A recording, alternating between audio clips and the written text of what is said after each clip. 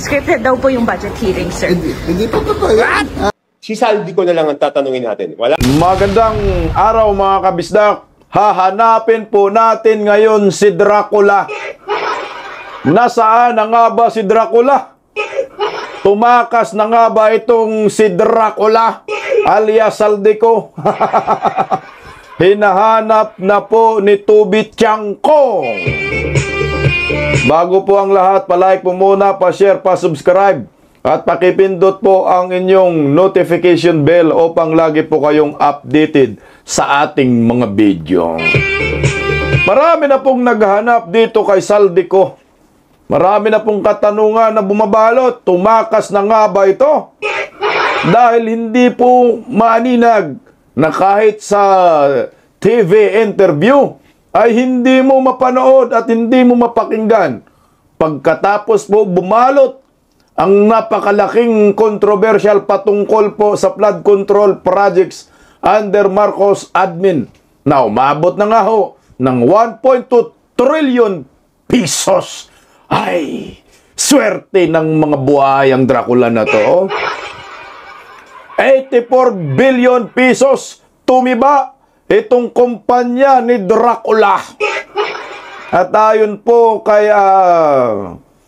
Tubi Tiangco, dapat umano magpaliwanag itong si Dracula dahil siya lang po ang may alam at siya po ay chairman ng General Appropriation Committee sa House of Crocodile Farm. Alam niyo po mga kabisdak, no, pinaglalaruan lang ho tayo ng mga Dracula, mga buhaya dyan sa Kongreso. Bilyones na po ang kanilang kinukulimbat na dapat po hindi ito titigilan ng maraming Pilipino. Sino nga ba si Dracula? At ano ang sinisipsip dito? Ito, saan mga ba nag-umpisa yung Dracula? Alam niyo ho, siguro napanood rin po ninyo ito eh. Ano muna tayo, throwback muna tayo para at least guided tayo sa ating pag-uusapan ngayong araw. Itong si Dracula, ito po ay tawag ni Senator Joel Villanueva kay Saldico. Nag-ugat po ang kanyang tawag dahil mukhang nagbanatan po si Saldico noon at itong si Senator Villanueva.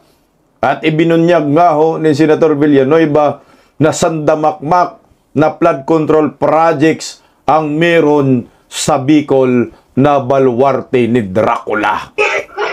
Pakinggan po muna natin mga kababayan ko itong mga isiniwalat ni Senator Joel Villanueva bago po natin pag-usapan ang buong kwento sa buhay ni Dracula na bilyones ang sinisipsip sa kaba ng bayan. Yawards! Pakinggan po natin ito mga kabisdak. So malinaw po na tama po ang mga pondong ito, which means Region 5, the Bicol Region flood control projects for 2023 and 2024 is about 61.4 billion pesos. Now, Mr. President, Okay ha, dyan pa lang ha. 2023, 2024 pa lang, 61 billion pesos na ang flood control projects dyan sa Kabikulan na kaharian ni Dracula. Yan pa lang ayawon. Hindi pa natin pinag-uusapan yung mga nakuha na kontrata ni Dracula. O tuloy po natin, Senator Joel Villanueva, para isiniwalat po ni Senator Joel Villanueva ang baho po ni Dracula. Nangangamoy. DPWH has verified that there's indeed 61.42 billion allocated for 23 and 2024. Kapangyarihang chairperson ng Committee on Appropriations. Ayan Mr. President, is the Pope Catholic? Nag-research po ba at nag-aral ang nag-aakusang ito sa atin? Nako. Ngayon po, kakalkalin ngayon ang kanyang mga kaso. Ayan na. Kakalungkot po dahil kaibigan naman po natin siya. Pero dahil po pumasok siya sa away na hindi niya away, kailangan niyang magbabanggit ng mga personal attacks, kakalkalin po itong mga atraso niya sa bayan. Ito pong kumpanya niyang SunWest Corporation. True or false? Ito po ba ang isa sa pinakamalaking government contractor sa bansa? True. Sagot, true. Yan na. True or false?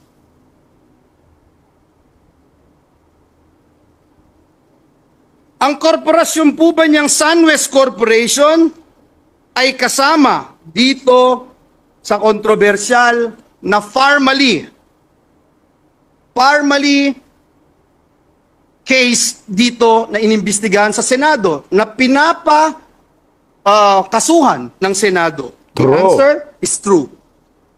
Kasama din po ba ang kumpanya niya dito po sa kontrobersyal na DepEd laptop scam? Sagot True. po, true. Pinakakasuhan din po ng Senado ang kumpanyang ito. Napakadami pong BIR cases. Nako. Madali po maghanap, Mr. President. Madali po kuhanin ang panig ng mga taga-BIR.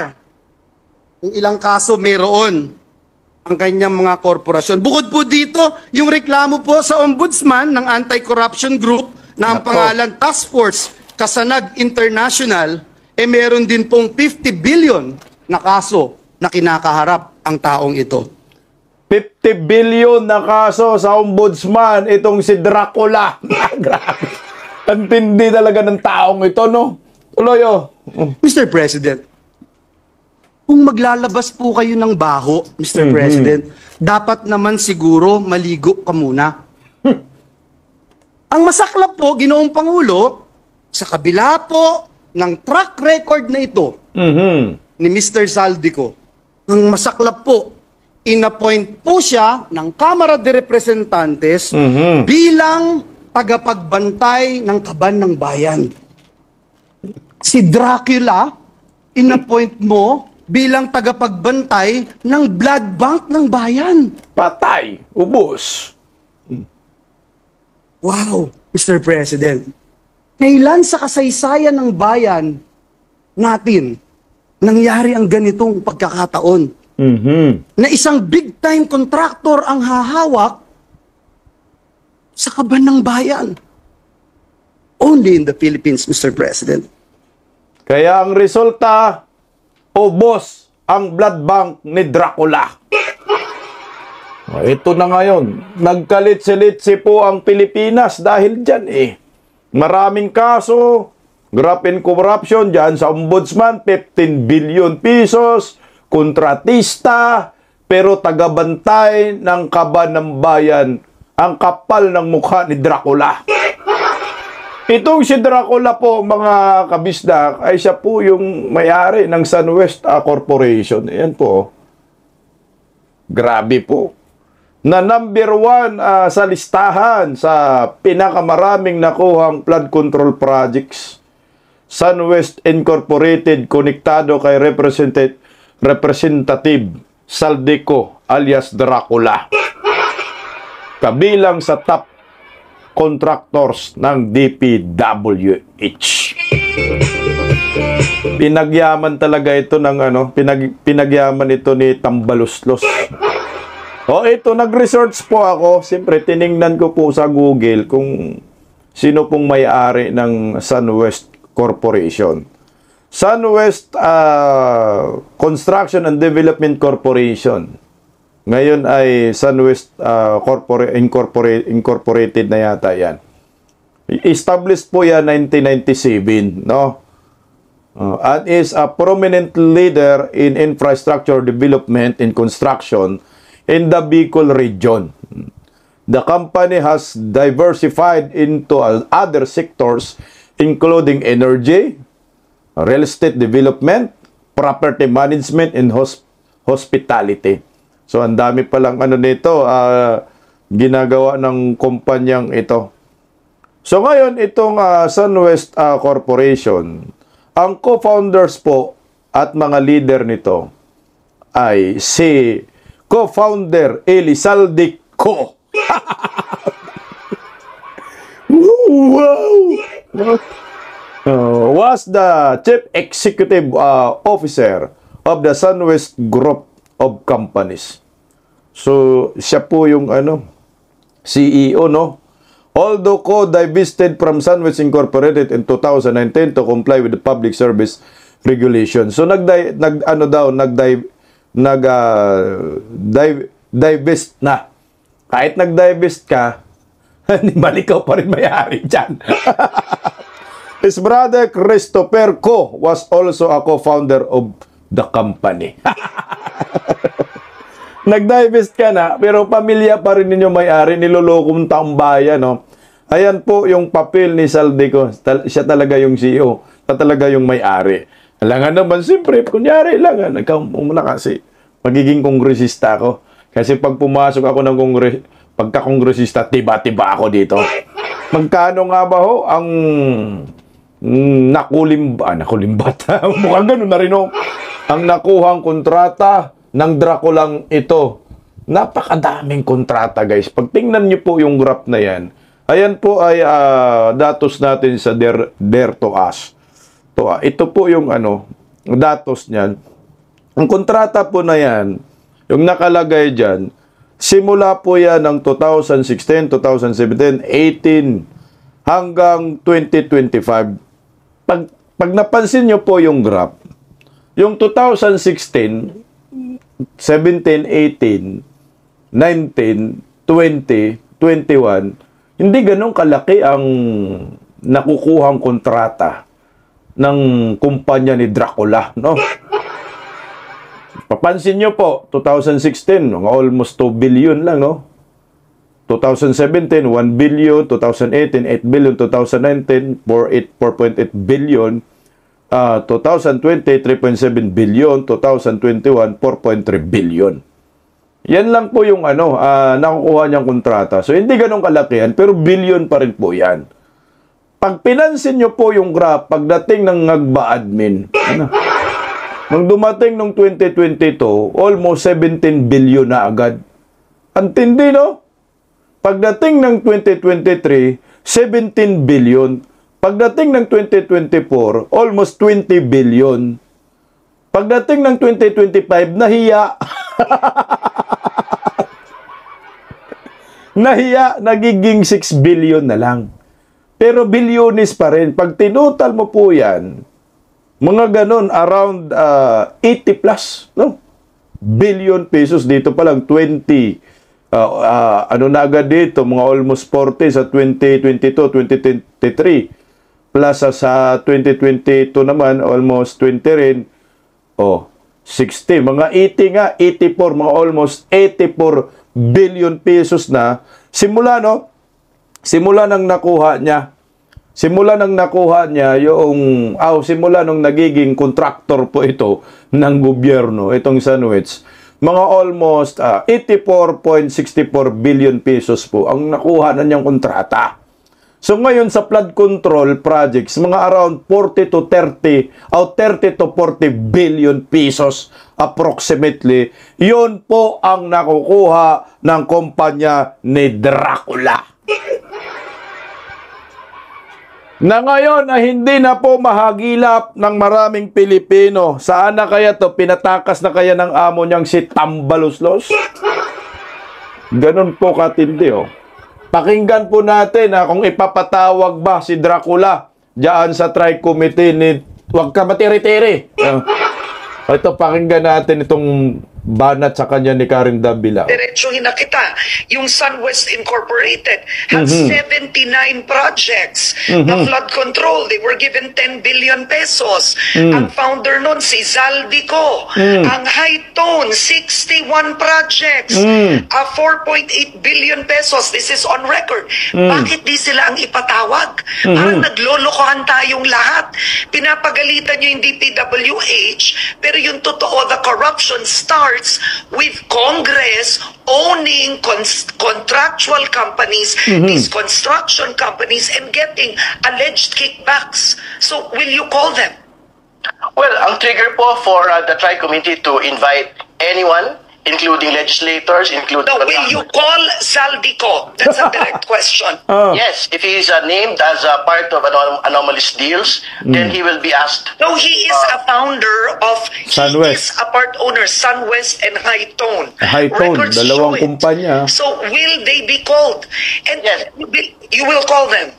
Yes, if they are named as part of anomalous transactions relating to infrastructure and flood control projects, then they will be asked to sit before the Tri Committee and explain themselves. But again, to be very clear, I've seen all of the other documents.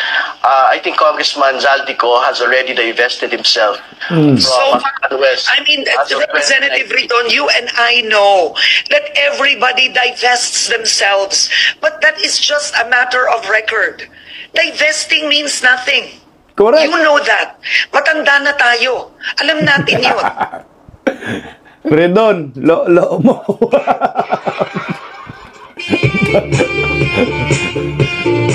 Paya si Redon, yung patawag ba ninyo Zaldico? Papatawag daw na kung kasama sa anomalous. Ano pa ba ho ito? Mga siraulo yung mga nasa kongreso talaga. Oh. Siyempre, kabaro ho nila, pagtakpan ho nila. Yung sinasabi kasing nagda-divest na daw si Zaldico sa kumpanya, hindi pa rin po yan excuse. Kasi alam naman po natin na ano lang yan, parang formalidad lang, kunyari lang, para at least sasabihin, hindi ko conflict of interest, pinamahala sa kapatid, kapatid niya pa rin yan brother niya pa rin. Wala lang yan, formalidad lang po sinasabi yung divest lang yan. May control pa rin siya sa naturang kumpanya. Mantakin mo siya yung nagmamayari ng kumpanya, nagiging CEO, tapos sasabihin mo hindi konektado. Ito yung mahirap ngayon. Itong mga kongresistang ito, mga kontratista talaga yan noon. Tapos tumakbo sa pagkakongresista para makakuha lalo ng maraming proyekto at makakulimbat ng bilyon-bilyon na salapi. Yan ang tunay. No? Wala pong yan, wala pong question dyan dahil totoo po talaga yan. Siyempre kung nagiging kongresista na sila, kontratista sila, alam na nila ang pasikot-sikot sa mga proyekto infrastructure. Kaya nilalaro na lang nila yung mga proyekto ng gobyerno. At yung pondo, siyempre, papapaborho sa kanila. Dahil alam nila makontrata Kongresista ka. Ngayon, na-awardan ka ng proyekto. Pagka-awardan mo ng proyekto, sinong kukunin mong kontraktor? Hindi sarili mong kumpanya. Ito yung kalakalan sa Kongreso. Actually, matagal na po ito talagang kalakalan na ho ito. Ngayon lang talaga yung mga masyadong garapalan ba itong pagnanakaw sa kaba ng bayan. Dahil nga yung presidente natin mahina walang pangil, walang ngipin. Kahit man sana pustiso, wala Mantakin mo, kakapanumpa lang, inalis yung Presidential Anti-Corruption Commission. So, anong gagawin ng mga buhaya? Di magsitawanan ng mga buwang. Ay, salamat! Makakurakot kami ng limpak-limpak na salapi. Ito na nga, naubos nga. Kaya nga sabi nga ho ni Senator Joel Villanueva, bakit ang nagbabantay ng blood bank ay Dracula? Kung Dracula ang magbabantay ng naturang blood bank, di ubos yung dugo sa blood bank. Parang ganito lang. Ang nagbabantay sa kaba ng bayan, buhaya. May mga kaso. So anong gagawin dyan? Sa kaba ng bayan, dilimasin. Ito pa ang pinakamasaklap dyan Kasi chairman ng General Appropriation Committee diyan sa Kongreso. Sila nga nagbabantay sa kaba ng bayan. Nagmikos-mikos sila. Meron silang tinatawag na small committee. Ito yung napakagaling gumawa talaga ng diskarte itong si Zaldico. Yung mga insertion dito sila tiba-tiba. Tapos ini-insert nila, ang resulta magiging ghost projects pa yung ini-insert. Kaya ngayon hinahanap na po ni Congressman Tubi Tiangco itong si Dracula. Nasaan ka na? Magpaliwanag ka dito. Pakinggan po natin si Representative Toby Chanco. Hinahanap na po niya itong Draculang kongresista. Pakinggan mo natin. In-approve na namin on second reading sa plenaryo. Tapos yung noong 2025, lumiit pa yung small committee, naging 4 na tao. Dati hindi man 4 na tao yan eh. Yung 4 na tao na pinamumunuan ni Chairman Saldico, sila na lang magdidesisyon kung saan magbabawas na departamento at saan magdadagdag. Okay. Yun po. Pero, kaya sinasabi ko, yun ang dapat tignan, di ba? Kasi tinitignan natin yung BICAM na dapat maging transparent. Yes. Pero sinasabi ko, yung BICAM, may BICAM report yon na pinipirmahan. Di ba kaya natandaan nyo last year, may mga senador na sabi, hindi naman ako pumirma dyan eh. Di ba? Okay. May report yon. Kaya hinihingi ko yung katumbas na report ng small committee noong 2025 na pirmado ng 4 na miyembro ng small committee na chairman ng Committee on Appropriations at the time na si Chairman Saldico, Senior Vice Chair ng Committee on Appropriations na si Mika Swansing, si Kimbo? Majority Leader, not Mika Swansing, mali. Not Mika Swansing, na Stella Kimbo. Mika Swansing was not a member of the Committee on Appropriations at the time, my mistake. Majority Leader na si Manix Dalipe at Minority Leader na si Nonoy Libanan. So, kailangan makita doon paano nakalipat-lipat yung pondo magmula sa isang departamento papunta sa isang departamento. Okay? At sabi ko, may mga nakita kasi ako na mga districts na lumobo yung budget nila, biglang lumaki ng sobra. 10 times the net. So, sino ang nagdagdag doon sa distrito na yon? Yeah. Hindi natin makikita kung hindi ilalabas yung small committee report. Kaya ngayon, since wala na siguro magsasabi na meron kasi hindi pa pinapadala sa akin eh. So tanggapin na natin na walang record patay yung Committee on Appropriations. Okay? Yung secretary ng Committee on Appropriations. Imposible naman na si Chairman Saldico wala siya noon. sabi, Siya na lang, at this point in time, siya na lang dapat sumagot kung nasaan yung report na yun. Correct. being the chairman also of appropriations. Pero mas mahalaga yung sa small committee, di ba? Pero, Kasi ulitin ko yung dalawang distrito na pinakamalaking budget sa buong General Appropriations Act, yung NEP nila, yung proposal ng executive branch for the DPWH of their district was 2.530 billion. Pero nung lumabas yung GAA, naging 20,999 million. Grabe, no? 2.5 billion lang, nagiging 20 billion. 18 billion yung ini-insert. Ito, dali talaga dito si Saldico, guys, eh. Kasi buhay ba naman yan si Toby Chanco, di ba? Small committee. So, yung may gawa dyan. Hinahanap nga ho niya yung record. Ngayon, wala daw record. So, ang makakasagot lang, ang dapat magpaliwanag dito, ay si Saldico, itong si Dracula. Ang tanong, nasan si Dracula? Kaya ba niyang magpaliwanag? Ito na nga lang, ang hirap-hirap ipaliwanag ho ito, di ba ho? From 2 billion sa National Expenditure Program, pagdating sa resulta, dinagdagan nila nagiging 20 billion. So, 18 billion yung insertion. Puta, ang laki nun. Swerte ng mga buhayan, tambalos-los. Tuloy. So, nadagdagan ng 18,469 million. Grabe. Tapos yung isa naman, 1,508,583, naging 20,795,429. Mas malala tong isa kasi 1 billion lang, nagiging 20 billion. So 19 billion yung insertion. Pag tinutotal mo, or almost 40 billion na agad.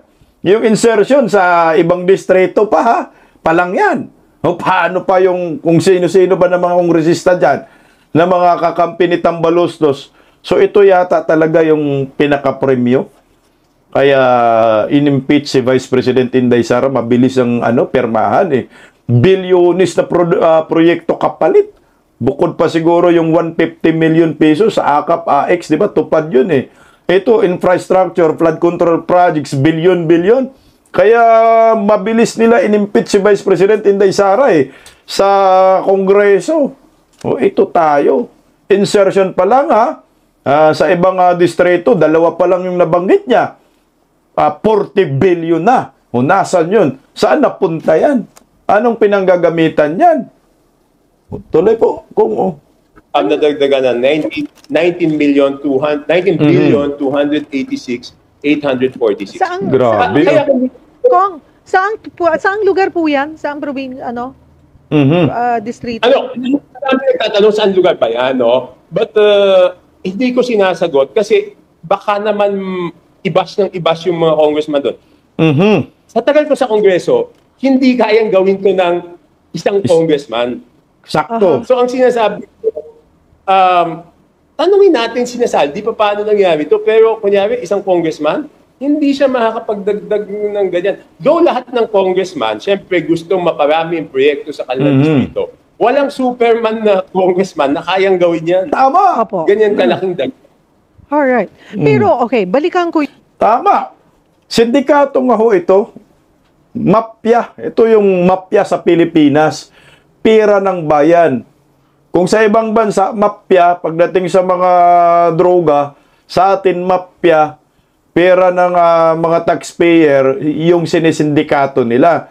Tama ka dito, kung Toby Tiangco, hindi po to kaya ng isang kongresista lamang. Ito, marami pong kasabwat nito. Diyan, malamang kasama sa small committee diyan. Tropa ni Tambaluslos, yan, si Dracula. 100% diyan. Alam nila yan. Ito nga lang, 40 bilyonis na yan, ha? So, saang lugar? Hindi niya masabi, pero alam niya. Ang tanong, ano nga yung pinanggagamitan dito? Kung mayroong pinanggagamitan, anong proyekto? Natapos ba ang proyekto? Kung ghost projects yan, o kung mayroong proyekto, standard ba yung ginamitan nilang mga materialis? Tama ba? Malamang substandards na naman.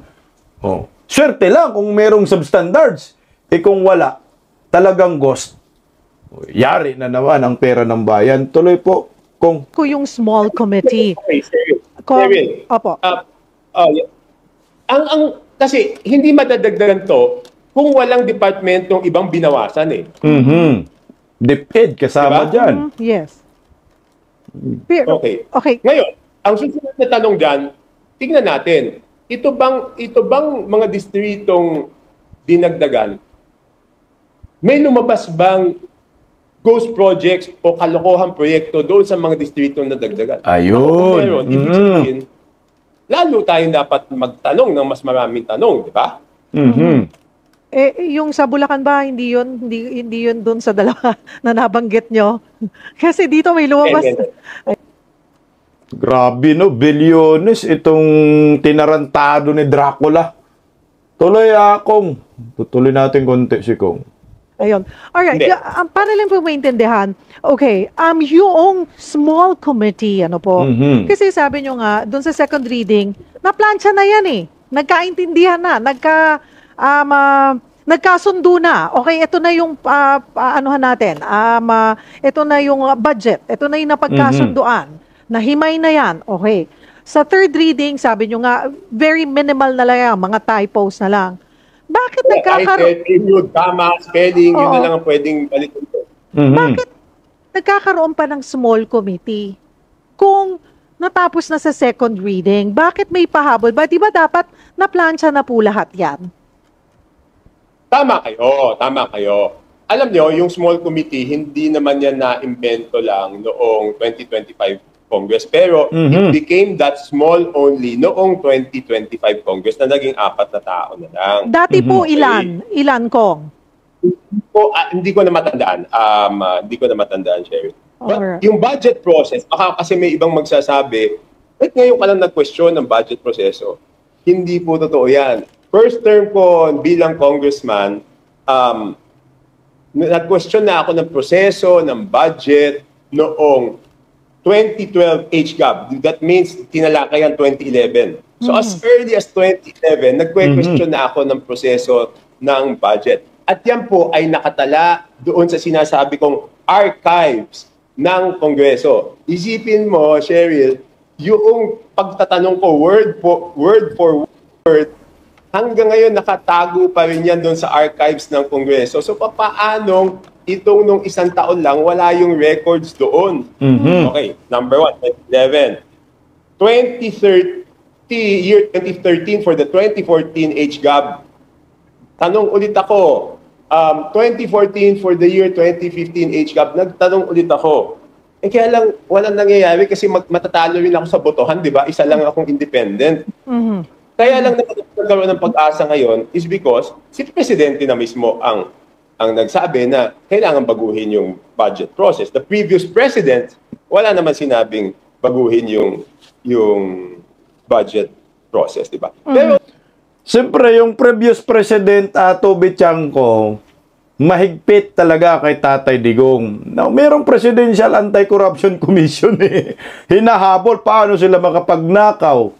Ngayon, under Marcos admin, maluwag sa pagdating sa korupsyon. Binubusog niya mga buhaya, binubusog ni Bongbong ng pinsan niya. Kaya nagkaroon sila ng ganyang harap-harapang pangungurakot eh. Teka, yung panahon ba ni Tatay Digong merong may small committee ba? Parang ngayon lang yan, under Marcos admin yung small committee eh. Na sila lang 4 nagbubulahan para sa mga insertion. At stricto si Tatay Digong nung panahon ng panunungkulan niya. Kaya pag sinabi mo kasi preview si Tatay Digong yan, nakakainit eh, di ba? Stricto si Tatay Digong, mabilis ang tanggalan eh. Mabilis magsampa ng kaso. Ngayon, ilan yung sinasampa na kaso ng Presidential Anti-Corruption Commission? Napakarami. Hanggang ngayon, nasa korte pa, ombudsman pa. Yung mga kaso na yun, ang tanong, ma-actionan ba ngayon ng under Marcos admin? Wala lang, bulilyaso talaga yung amo nyo dito. Pero nakakapagtaka.